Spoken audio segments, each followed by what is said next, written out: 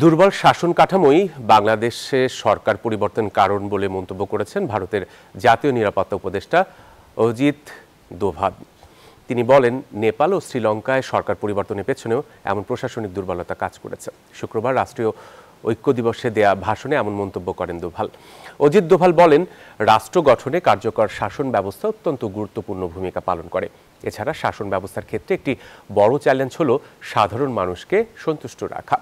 সাধারণ মানুষ আগের চেয়ে এখন অনেক সচেতন এবং উচ্চাকাঙ্ক্ষী বলেও মন্তব্য করেন দোভাল।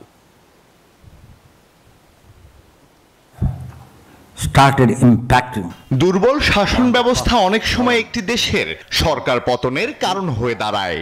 বাংলাদেশ, নেপাল ও শ্রীলঙ্কায় সরকার পরিবর্তনের পেছনেও এমন প্রশাসনিক দুর্বলতা কাজ করেছে। আজকের প্রশাসনের বড় চ্যালেঞ্জ হলো সাধারণ মানুষকে সন্তুষ্ট রাখা। তাই রাষ্ট্রেরও তার সন্তুষ্টির প্রতি খেয়াল রাখতে হবে। State has got a vested interest in keeping him satisfied.